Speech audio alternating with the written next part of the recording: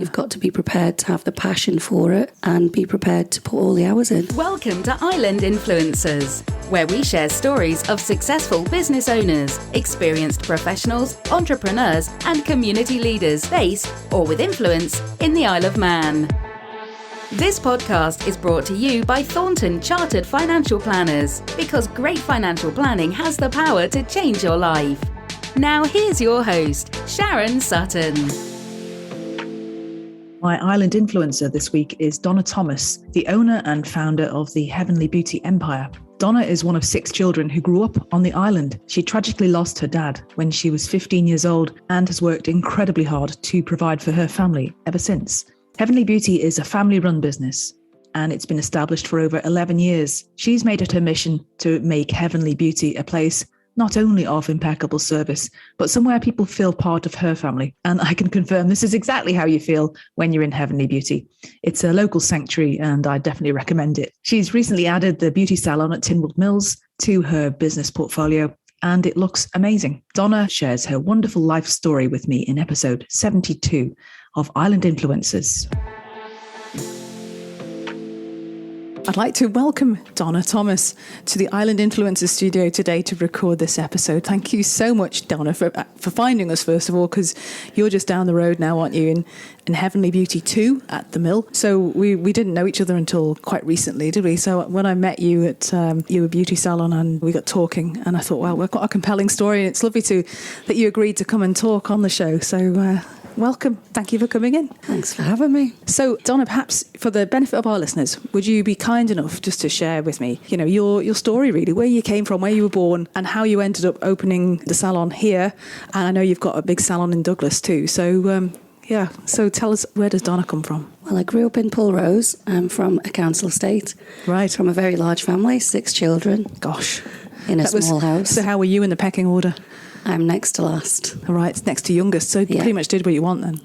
You're joking. 4 older brothers. Oh, really? Blimey. Yeah. Not a chance. Yeah, gosh. So where did you go to school at? I went to Manor Park School and then on to Ballacameen and St Ninians. Yeah, just pretty basic school life, really. Yeah, what happened at school? Were any particular teachers or subjects that you were inspired by? Not particularly. My dad was suffering from cancer for a couple of years there now. Dear. And basically, I wanted to get out of school as quick as possible. Yeah. So nothing really took my interest, to be fair. All I had to do was leave school and work to bring some money into the house. Gosh. After Dad died when I was 15 years old. Blimey.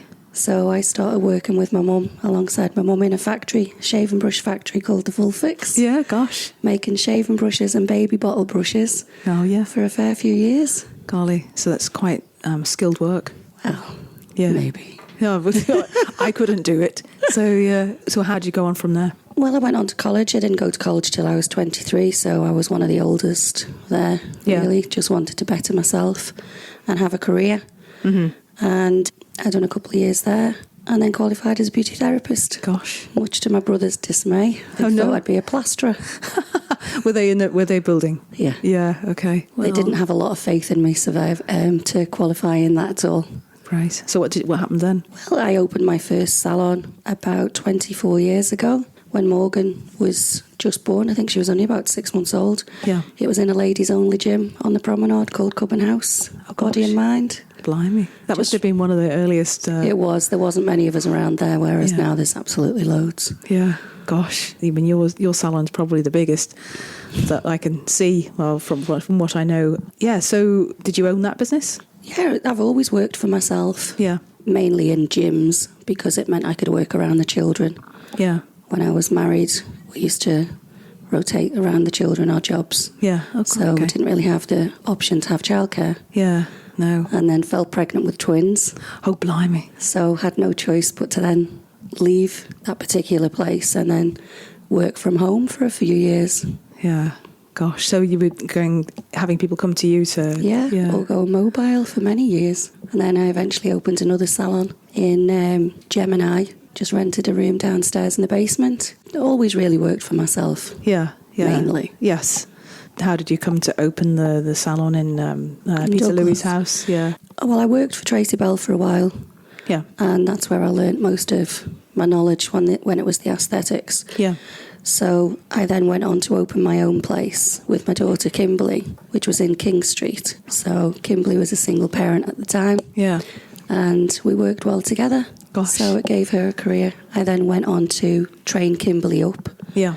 And then sent her away on a course to qualify. And they were very impressed at how good she was, so she didn't need any training. And then that's how I fell into teaching as well. Right, okay. So you've been running a teaching salon as well, as much of the time? Yeah, we can do training academy as well. Gosh, so how many youngsters have you had through? Or maybe not so many youngsters. Hundreds probably. Gosh, really? Yeah. I used to teach for the school as well, for children. Yeah. That for one reason or another were troubled, or the school didn't quite know where they fit in. Yeah. So they came to me, and they would come out with at least one certificate. Some were really good. Fantastic. I went on to have quite a few. That's a really good thing to pay back, actually, yeah, isn't it was good, actually. It was good at the time. No, excellent. Yeah, I enjoyed it. Yeah. So the opportunity to come out west, I mean, that was a bit different for you, or? It was different.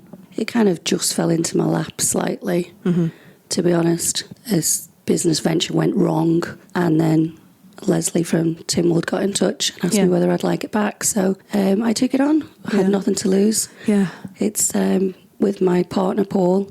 He's done all the building work in it. Right. So it's basically it's our little baby. It's a little palace you go in, and it is beautiful, yeah. It's very small compared to the other one, but I've been in the other one. It's peaceful. But it's a great place to just pop along and get your nails done, girls, you know. Yeah, So. yeah, it is. It's very convenient, and it's so nice down here. It's so pretty. Yes, yeah. And the parking's free. Yeah. The drive down is easy. Yeah, believe me, I don't miss driving into Douglas all the time. Do you? No, I don't. Not at all. I mean, the Douglas Salon's very good too, because it's very busy and there's a great buzz around it. It's quite young. So how many people are working down there? About 11. Yeah, gosh. Yeah, about 11 now. So how much of your time do you spend there and here? Kind of split myself in two, to be fair. Yeah, okay. So that's a lot of running around. It is a lot of running around, yes, and it can be very tiring, but it's worth it. Yeah. Okay, well, do the look after yourself, because otherwise who's going to look after your clients? True. Yeah. So any big plans for either venue that you want to share? Well, yes, the Tynwald Mills we're extending upstairs. Gosh, great. So that should be opening in about 4 or 5 months. Okay. So that's going to be 4 clinical rooms upstairs. So that's taking over from what was the old gallery. Yeah, right, okay. Yeah, so we're going to have the both floors. Yeah. So I'm looking forward to that and building that together with Paul. Yeah. Lovely. Hopefully he'll be doing the building work. You'll have to ask nicely. Yeah, super stuff. Okay, so in addition to being a beautician's salon, what makes you different? Is there anything different? Well, probably because we're a family-run business. Yeah, or at least we have been up till now. Yeah. Because my daughter Kimberly was the first daughter that came through the salon. She's now gone on to open her own salon. Yeah. So I'm very proud of her. She's got number 52 in Strand Street. Yeah. So that's a lovely place. And Morgan, who's now pregnant. So the only one that's going to come through now has got to be Cameron. So she's at the college now doing a hair course. Gosh. So she's going to start. Or does she already work there on weekends? She does sometimes. Yeah. But she's also a single mum, so she does really well. She's got Lucas and she goes to college. Yeah. And then she works when she can. Yeah, gosh. So we're a family business and that's why we're different. Yeah, one way to juggle, hey? Yeah. No, indeed. Okay, well, I mean, it's you're a self-made woman, grew up in Pulrose, started your own business. I mean, it's a great story. It's a real kind of story of tenacity and building up your own empire now with 2 branches. Yeah, it's great. That's you should be really proud of yourself. It sounds good. Now, when I do my day job, I often ask people this one. It's a question that I think every one of my guests, I've been thinking about this one. So, Donna Thomas, what's your answer to this one? If you don't mind me asking, and I primarily ask this in my day job, financial planner, what is your earliest memory of money? I mean, how was money growing up for you? There wasn't a lot of it, to be fair. Yeah. So we all just had to pull together. But my first proper memory of money was probably waiting for my dad to fall asleep and dropping his change out of his pockets and scrambling for it. It's on the back of the sofa. Yeah. What did he do? He was an antique dealer, actually. Oh, gosh, okay. And what about your mum? What did she do? Well, she stayed at home with all of us at first, and then when he died, she had to go back to work, so we both worked together at the Vulfix, and then my sister joined later on. Yeah. Did you get pocket money or anything like that, or did you have to work for jobs? No, we had to work. I think my first job, I would have been about 11 years old, working in a B&B on the prom. Okay. I would have been sleeping in as well at the age of 11, getting up for 5 a.m. to get the early boat in, carrying their suitcases upstairs. Good grief. So waiting, just for about £30 a week. Well, still, but it was a lot of money back then. It was a lot when you were 11 years old. There was a lot of hours involved. Yeah, I bet there was, yeah. I remember working in a hotel early on myself, but it was in Ramsey when I grew up, so... Yeah, it was a lot of it child labour. Yeah, there was. Can't get away with it now. No, not at all.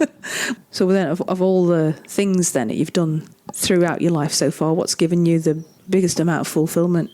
Is it from a business perspective, let's say? Well, I suppose being with my children, working with my children, putting them all through careers. Yeah. And seeing them go on to be successful. So that's probably the main thing. Yeah, as well as being the family business. Yeah. Oh, that's my great. daughter Leanne, she's got a dog groomers as well called Heavenly Hounds. Right. So keeping it in the business. Yeah. So if you were going to start a business, say you were going to give a number one business tip to somebody who wanted to start their own business or even an existing business owner, what would be your number one tip to running a successful? Well, I don't know about a tip as such, but there's a lot of hours involved. Yeah. A lot of effort and a lot of things that you sacrifice. So it's just really hard work. Yeah. You've got to be prepared to have the passion for it and be prepared to put all the hours in. Yeah, no shortcuts. No shortcuts at all. Thanks, it's a good one. So I think most people would imagine when they go to a beauty salon, I mean, that's where I go to relax and, have somebody else pamper me. So what do you do to relax? How do you keep your life in balance? Well, if I do get any spare time at all, I do like to go for walks with my friend Jane. Right. Generally on a Monday, if I get the day off. And then other than that, I don't think you totally switch off unless you go on holiday. Yeah. So. And even then. I know. So I do like to go on holiday. Yeah. Oh, good. So you're going now back on holiday now that things are opening up? Yeah, thankfully so, yes. Yeah. So any plans to where you're going to go to next? Just had a trip to London with my granddaughter, then to Bristol with my friend Jane. Lovely. So no sooner got off the boat than back on the plane again. Where's the bucket list? Where would you like to go? Anywhere, just to travel. Sunny? Nice. Snow? Sunny, yeah, not snowy. Okay, fair enough. What do you think are the best things about living on the Isle of Man? I suppose for me, it's the safety aspect for my children, and it's a good place to bring your family up. Mm-hmm. And it's also a very beautiful place. So you keep your kids safe. Do you find, how old are all yours now? Mine are all grown up now. The youngest are the twins, they're 21. Right, okay. So did you find there was a lot for them to do when they were growing up? Or there's not as much as there was when I was a child. Yeah. When we had Summerland and roller skating and, we did actually have a good life here in those days with the beach and the donkeys and rowing boats. There's just nothing now for them. No, it's a shame, isn't it? I was thinking, kids of approaching teenage years now, they can get into mischief easy enough, but what is it to do to keep them out of mischief, really? If you're not into a sport particularly, I think that's it. You have to give your kids a sport, don't they? Yeah. To give them some sort of interest. Otherwise, they do just wander. Yeah, it's a very good point. Okay, well, so, from running your business, what's the main challenges that the Isle of Man gives you? And opportunities, I suppose. Well, it's staffing issues right across the board, isn't it? With most businesses nowadays, it's very difficult to get decent staff that want to put the hours in, especially after COVID. Yeah. So it is a juggle. Yeah. And that's probably why I'm running backwards and forwards between the two at the moment. You seem to have done your fair share, though, with training a lot of people up to. I know. Are you going to This wasn't the plan. No. Do you see more of that? Are you going to formalise what you've done, or just wondering if you can talk a bit I don't really want to do the teaching anymore. There's other people that are doing it on the island now, and it takes a lot of effort. I'm sure it does, yes. A lot of effort. And I think you've got to be really dedicated to just doing the teaching if that's what you're going to do and focus on that. Yeah. Whereas right now I just want to focus on building Tynwald Mills up and getting that busier and getting the name out there for Tynwald and expanding upstairs and bringing something down this area that isn't particularly down here already. No, it isn't. No, okay. There's a lot of competition in Douglas. That's a lot. Yeah. A lot of businesses are in the same business as us. Yeah. So, I'm now focused on building the salon in Tynwald Mills. Yeah. Making it for clinical rooms, for my machines and aesthetics in general and injectables. Yeah. Right, Donna. So what I'm going to do is I'm going to quickly move on to the sort of questions that our listeners really like. Just a few fun questions, really. Hey, you've discovered your podcast app, haven't you? So this is all new to me. Yeah. Do you binge watch any TV shows or anything like that you find pretty? I like to watch the dramas that are on. Yeah. What have you enjoyed lately? The Missing. Yeah. Oh, I've heard that's good. Yeah. Just watched that again. Yeah. I had seen it the first time, but I'd forgotten about it. So forgotten how it ended. So just watching that right now. Okay. So The Missing, that's a good one. Who inspires you, Donna? I suppose I have actually been inspired by Tracy Bell and looked up to her because she was the one that introduced me to the aesthetic side of beauty. Yeah. I learned a lot from there to go on to where I am today. Otherwise, I don't think I'd have been quite where I am today without all that knowledge. Yeah, okay. It's interesting. I'm sure she'll be pleased to hear that. And do you have a favourite quote? Probably nothing worth having comes easy, because it is a hard slog. That's a good one. Good. Thank you. All right. So if people want to go and find out more about you, where can they look you up? I mean, we'll put links to your pages on our show notes, but I presume you're on... Well, we're on Instagram. We are Heavenly Beauty at the Mill. Right. Or just Heavenly Beauty IOM. Right, okay. Yeah, so we have the two salons on two different pages. And Facebook, but you don't have a website or anything like that. We do have a website. The website is actually on the Facebook page. Oh, brilliant. So you can do all your bookings on there. And stuff. Yeah, you can book online. Yeah. And I can recommend it. It's lovely. I've been to the St. John's one, and it's a really, really nice experience. Very relaxing. Yeah. That's the plan with the whole of the Tynwald Mills one. It's the whole drive down. It's the parking. It's free. It takes the stress out of it. Yeah, you can go for a walk around the shops. Yeah. Your nice car, you don't get dinged. That's exactly. Really, yeah. Well, look, thank you so much. I know you were nervous for today. I was. But you've been a wonderful guest, and I've really enjoyed interviewing you. Thank you for taking me out of my comfort zone. Yeah, lovely. Thanks very much, Donna. Pleasure. Thank you very much.